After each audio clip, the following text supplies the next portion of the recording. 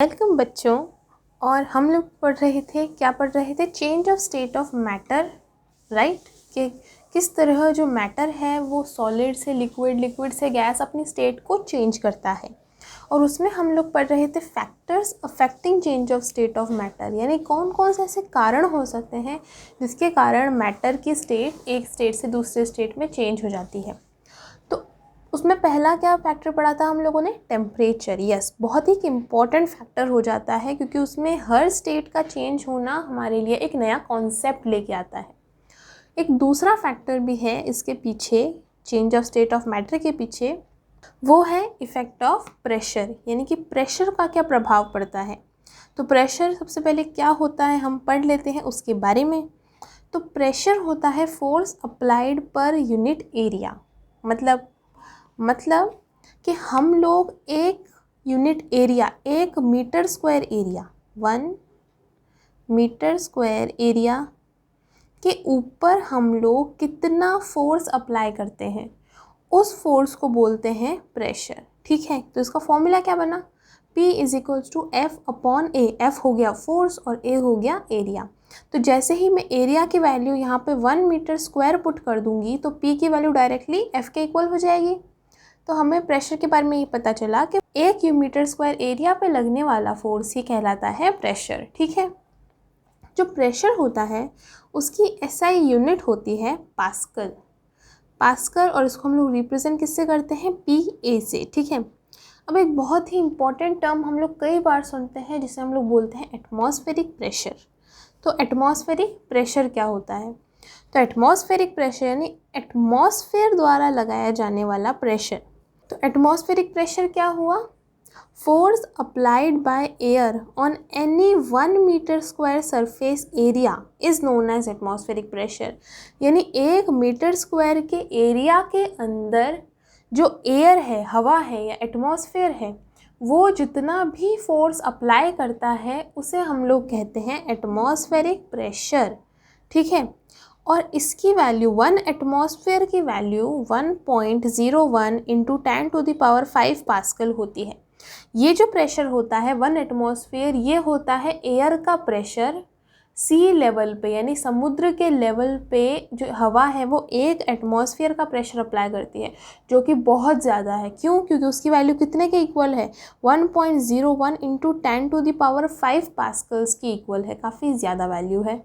ठीक है, तो ये हमने कुछ जनरल बात समझ ली कि आखिर प्रेशर क्या होता है, एटमॉस्फेरिक प्रेशर क्या होता है, उसकी डेफिनेशन क्या होती है। ठीक है, हमारे लिए ये जानना ज़रूरी हो जाता है कि प्रेशर के कारण आखिर हमारी मैटर की स्टेट्स चेंज कैसे हो जाती हैं।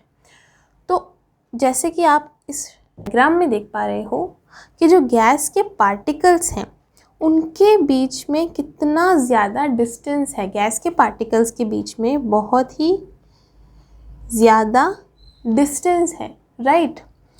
और लिक्विड के पार्टिकल्स को ज़रा आप देखो, तो लिक्विड के पार्टिकल्स के अंदर कम डिस्टेंस है, यानी कि गैस के पार्टिकल्स बहुत ही दूर दूर हैं और लिक्विड के पार्टिकल्स थोड़े पास हैं। तो प्रेशर को इंक्रीज़ या डिक्रीज़ करने से हम इन पार्टिकल्स की हेल्प से, इनके बीच के डिस्टेंस की हेल्प से हम इनकी स्टेट्स को चेंज कर लेंगे। कैसे करेंगे हम इसकी स्टेट को चेंज? तो देखो, मैंने एक कंटेनर लिया है, ठीक है, और इसके अंदर मैंने क्या फिल कर दी? गैस, कोई भी गैस फिल कर दी। ठीक है, और ये मैंने ली है एक पिस्टन। ठीक है, तो इस पिस्टन की हेल्प से मैं क्या अप्लाई कर रही हूँ? प्रेशर। तो पिस्टन की हेल्प से प्रेशर कैसे अप्लाई करेंगे कि हम लोग इस पिस्टन को और नीचे की ओर फोर्स करेंगे। तो जैसे ही अभी इसके अंदर गैस के पार्टिकल्स प्रेजेंट हैं और मैंने इस पिस्टन को इसके ऊपर फिक्स कर दिया और अब मैं इस पिस्टन को नीचे की ओर प्रेस करूँगी, तो मैंने इसको कुछ इस तरह से और नीचे की ओर प्रेस किया। अभी ये पिस्टन यहाँ पे थी, अब ये पिस्टन यहाँ पे आ चुकी है ना। तो जैसे ही मैंने इस पिस्टन को नीचे प्रेस किया तो ये जो पार्टिकल्स इतने दूर दूर थे वो थोड़े पास आ गए। अब देख सकते हो इन पार्टिकल्स के बीच में कितना ज़्यादा डिस्टेंस है और ये पार्टिकल्स कितने पास आ चुके हैं। तो जैसे ही मैंने प्रेशर अप्लाई किया पिस्टन की हेल्प से तो जो पार्टिकल्स दूर दूर थे, गैस के पार्टिकल्स थे, वो पास आ गए। लेकिन अभी भी मैंने जब ये देखा तो मुझे लगा कि यार ये तो अभी भी गैस के पार्टिकल्स ही हैं, पास ज़रूर आ चुके हैं लेकिन अभी भी गैस के पार्टिकल्स हैं। तो मैंने क्या किया, मैंने फिर से इसी पिस्टन को और नीचे प्रेस किया। तो मैंने जब इसे और ज़्यादा नीचे दबाया तो मैंने देखा कि जो ये पार्टिकल्स इतने भी दूर बचे थे वो और पास आ गए एक दूसरे के, और किस में कन्वर्ट हो गए, लिक्विड के पार्टिकल्स में। तो जो गैस के पार्टिकल्स थे दूर दूर थे, यानी हमारे पास एक गैस थी, हमने प्रेशर को बढ़ा के किस में कन्वर्ट कर दिया, उसे लिक्विड में कन्वर्ट कर दिया। और इसके बहुत ही अच्छे 2 एग्जाम्पल्स हमें देखने को मिलते हैं। पहला एग्जाम्पल तो मिलता है एलपीजी का। एलपीजी क्या होती है, लिक्विफाइड पेट्रोलियम गैस। क्या होती है वो, लिक्विफाइड पेट्रोलियम गैस। तो लिक्विफाइड पेट्रोलियम गैस जो कहाँ काम आती है, हमारे घर के अंदर खाना बनता है तो जो गैस सिलेंडर आता है उसके अंदर यही होती है। अब इसका नाम ज़रा पढ़ो, लिक्विफाइड। लिक्विफाइड का मतलब क्या हो गया, हमने उसे लिक्विड में कन्वर्ट कर दिया है। तो ऐसा हमने क्यों किया, तो जो एलपीजी यानी जो पेट्रोलियम गैस हमें मिलती है वो हमें मिलती है गैस की फॉर्म में, यानी उसके पार्टिकल्स कहाँ होते हैं, दूर दूर होते हैं एक दूसरे से, लेकिन हम उसे गैस की फॉर्म में यूज़ नहीं कर सकते।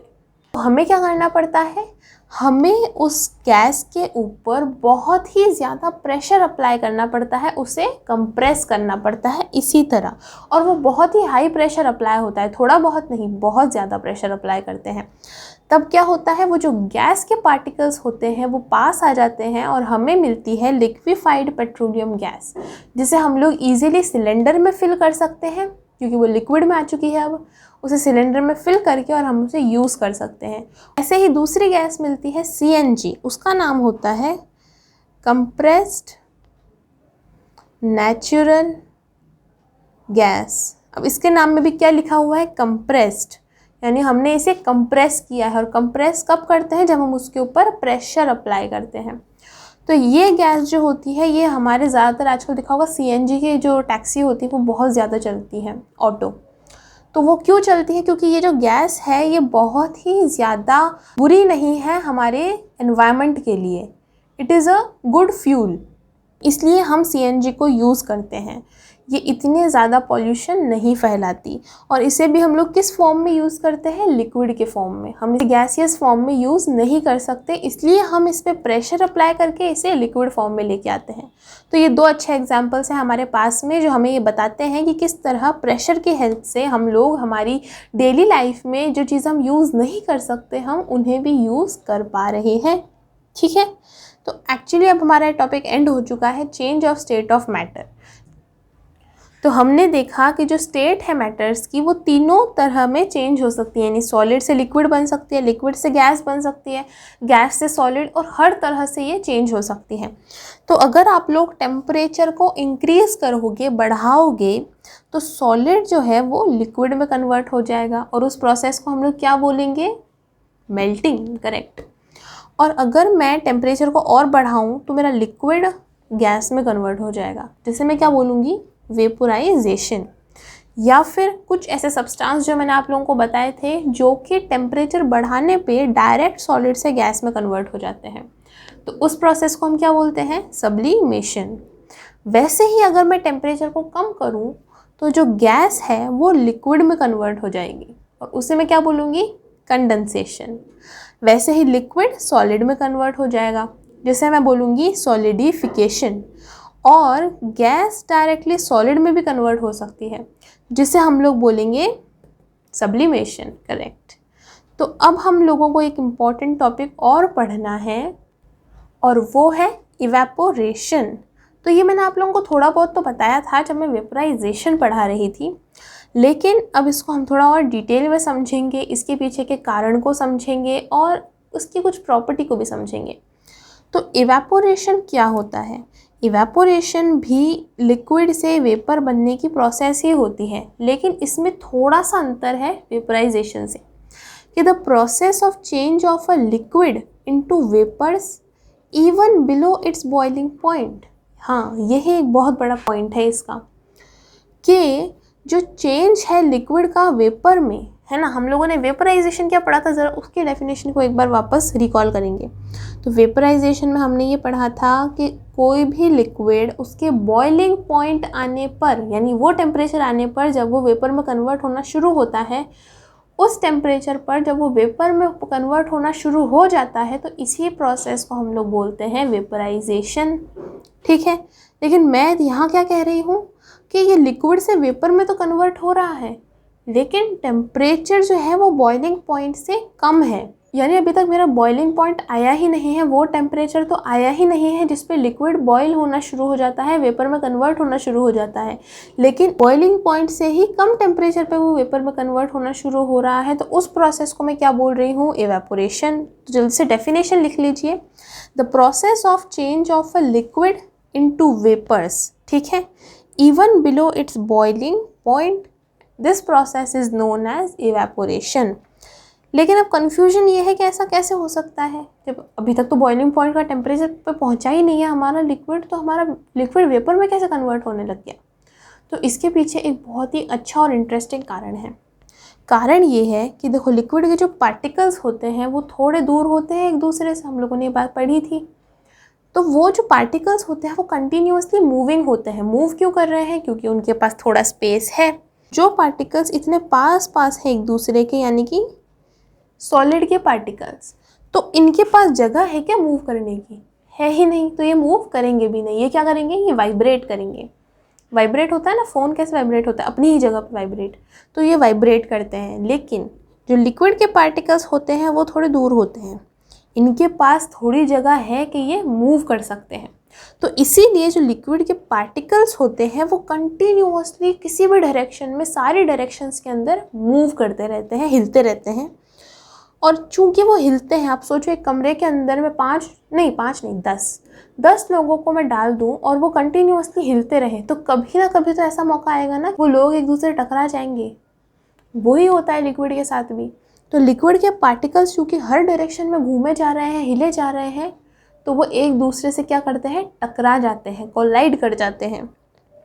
तो जब वो पार्टिकल्स मूव करते करते टकरा जाते हैं, तो उनकी जो काइनेटिक एनर्जी है जो सभी पार्टिकल्स के अंदर है, वो एक पार्टिकल से दूसरे पार्टिकल के अंदर क्या कर जाएगी, पास ऑन कर जाएगी, मूव कर जाएगी। और इसी कारण से जो सबसे ऊपर बैठे पार्टिकल्स हैं, एकदम सरफेस के ऊपर, ग्लास में पानी है तो सबसे ऊपर जो पार्टिकल्स होंगे एकदम सरफेस के ऊपर, उन पार्टिकल्स के अंदर क्या होगा, ज़्यादा काइनेटिक एनर्जी होगी। They have higher kinetic energy. अब इनके पास में इतनी ज़्यादा काइनेटिक एनर्जी है कि हाँ, इनको थोड़ा सा टेम्परेचर और मिल जाए तो बस ये वेपर बन जाएंगे। तो इसी कारण से इनके पास ज़्यादा काइनेटिक एनर्जी होती है, और ज़्यादा काइनेटिक एनर्जी होने के कारण ही ये थोड़े से टेम्परेचर बढ़ने पर ही ये अपनी लिक्विड स्टेट को छोड़ करके किस में कन्वर्ट हो जाते हैं, वेपर स्टेट में। अब यहाँ पे जब इनको थोड़ा सा ही टेम्परेचर मिला है, यानी हमने लिक्विड को बॉयल तो नहीं किया, उसका बॉइलिंग पॉइंट तो नहीं आया, फिर भी लिक्विड क्या हो गया, वेपर में कन्वर्ट हो गया। तो liquid particles moves in all direction constantly, यानी लगातार जो लिक्विड के पार्टिकल्स हैं वो सभी डायरेक्शन में मूव करते रहते हैं।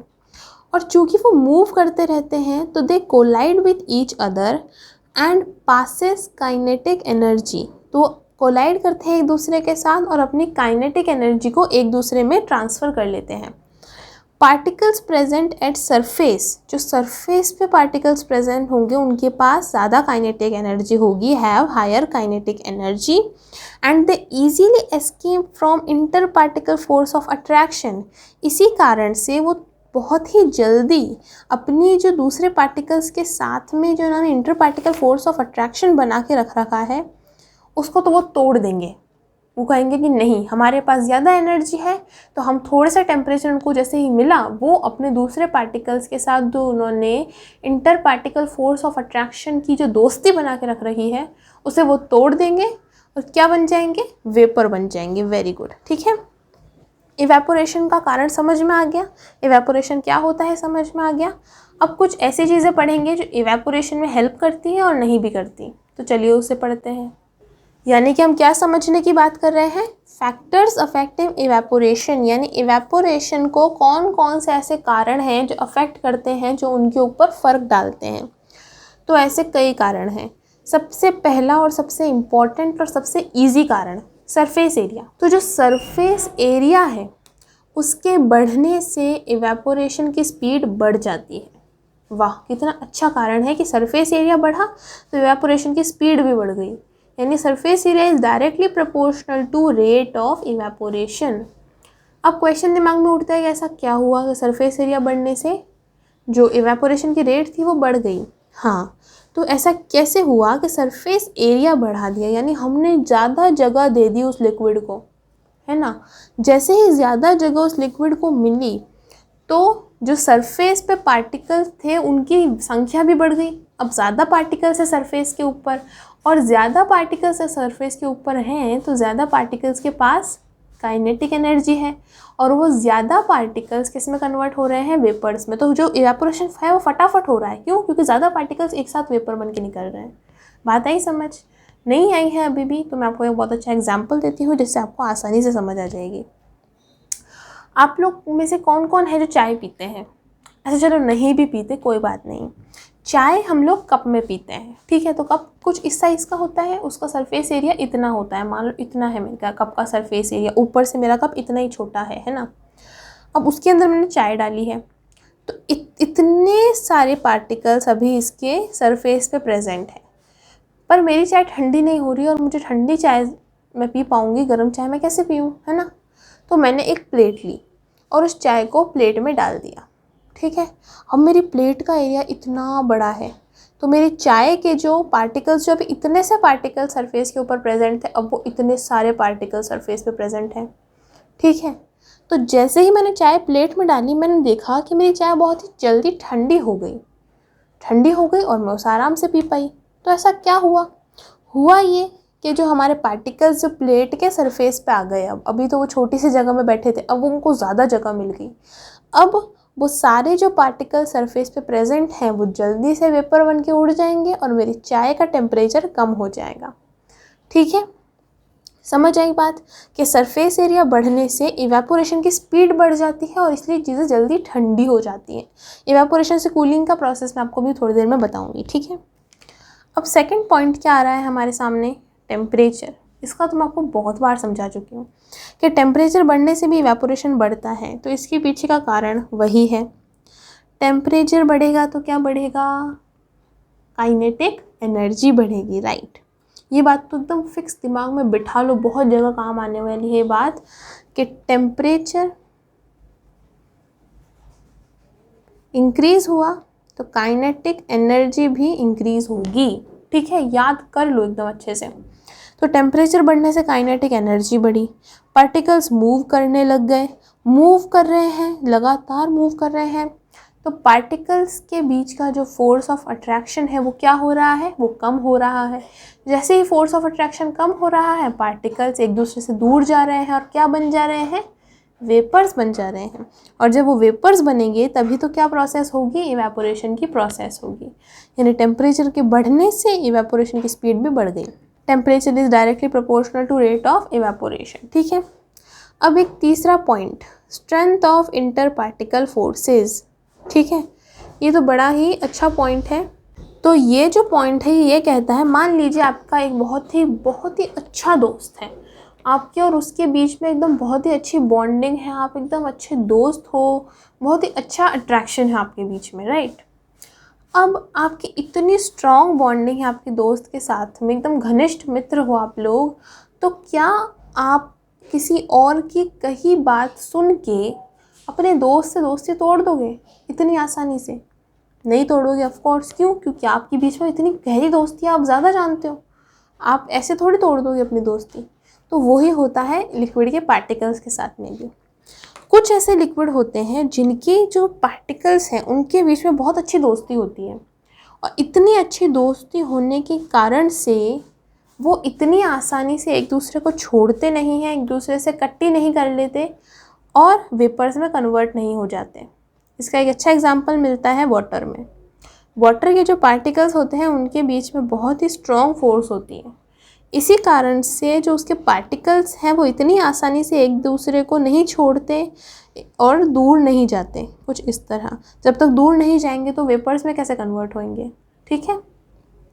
लेकिन कुछ ऐसे लिक्विड होते हैं जिनकी पार्टिकल्स के बीच में इतनी अच्छी दोस्ती भी नहीं होती, यानी थोड़ी कम दोस्ती लेकिन कम दोस्ती। तो वो जो पार्टिकल्स, वो जो लिक्विड होते हैं, वो क्या करते हैं, थोड़ी सी एनर्जी मिलने पर, थोड़ी सी हीट मिलने पर अपनी दोस्ती तोड़ के वेपर में कन्वर्ट हो जाते हैं। और इसका एग्जांपल मिलता है ईथर। ईथर जो होते हैं वो बहुत ही जल्दी इवेपोरेट होते हैं, ये बात भी याद रखें आप। तो जो ईथर के जो पार्टिकल्स होते हैं उनके बीच में इतना ज़्यादा फोर्स ऑफ अट्रैक्शन नहीं है, इतनी अच्छी दोस्ती नहीं है, इसलिए वो जल्दी इवेपोरेट हो सकते हैं, वो जल्दी वेपर में कन्वर्ट हो सकते हैं। इसी के बाद एक एग्जांपल मिलता है इथाइल अल्कोहल का। तो इथाइल अल्कोहल के जो पार्टिकल्स होते हैं उनके बीच में भी इतनी अच्छी दोस्ती तो नहीं होती, लेकिन ईथर के पार्टिकल से ज़्यादा अच्छी फोर्स ऑफ अट्रैक्शन होती है, तो इसीलिए वो थोड़ा धीरे इवेपोरेट होता है। और वाटर के पार्टिकल्स के बीच में ज़्यादा फोर्स ऑफ अट्रैक्शन होती है, इसलिए वो और धीरे इवेपोरेट होते हैं। तो आपने एक बात नोटिस करी कि जो तीनों चीज़ें हैं वो है तो लिक्विड ही, तीनों लिक्विड है, लेकिन तीनों के इवेपोरेट होने की जो स्पीड है वो अलग अलग है। ईथर थोड़ा जल्दी इवेपोरेट हो रहा है, इथाइल अल्कोहल थोड़ा धीरे, और वाटर उससे भी धीरे। तो उसके पीछे का कारण यही है कि इनके पार्टिकल्स के बीच का जो फोर्स ऑफ अट्रैक्शन है वो अलग अलग है। अब बात करेंगे पॉइंट नंबर 4, ह्यूमिडिटी, उमस। और ह्यूमिडिटी का मतलब क्या होता है कि हवा में, हमारे आसपास की जो हवा है उसके अंदर क्या ज़्यादा है, उसके अंदर पानी की मात्रा ज़्यादा है, वाटर वेपर्स ज़्यादा है। और वाटर वेपर्स ज़्यादा हैं, इसी कारण से इवेपोरेशन की जो प्रोसेस है वो क्या है, कम हो रही है। तो जितनी ज़्यादा ह्यूमिडिटी, जितना ज़्यादा हवा में पानी, उतनी ही कम इवेपोरेशन। ऐसा क्यों? क्योंकि जो हवा है ह्यूमिड टाइम के अंदर, यानी उमस भरे दिनों के अंदर जो हवा होती है उसके अंदर पहले ही बहुत ज़्यादा पानी है ना। तो अब उसकी एक कैपेसिटी है, उसकी भी एक क्षमता है कि वो इतना ही पानी अपने अंदर होल्ड करके रख सकती है। पहले ही हवा में पानी बहुत ज़्यादा है, तो वो अपने आसपास की चीज़ें हैं जो लिक्विड है उनसे और ज़्यादा वेपर्स को एक्सेप्ट नहीं करेगी, या फिर कहेंगे एब्जॉर्ब नहीं करेगी। हवा जो है वो और पानी एब्जॉर्ब नहीं कर पाएगी। इसी कारण से जो इवेपोरेशन की प्रोसेस है हमारे आसपास वो स्लो हो जाएगी। इसका एक एग्जांपल देती हूँ मैं कि उमस भरे मौसम में, यानी कि ह्यूमिड डेज़ के अंदर जो कपड़े होते हैं वो बहुत धीरे सूखते हैं। क्यों ऐसा होता है? ऐसा इसलिए होता है क्योंकि पहले ही हवा के अंदर पानी मौजूद है, और पानी होने के कारण से कपड़ों का जो पानी है वो वेपर बन के उस हवा में मिक्स नहीं हो पाता, हवा उस पानी को एब्जॉर्ब नहीं कर पाती। इसी कारण से वो कपड़े धीरे सूखते हैं, ठीक है। हम लोग समझेंगे point number 5, speed of wind, यानी हवा की स्पीड का क्या असर पड़ता है इवेपोरेशन पे।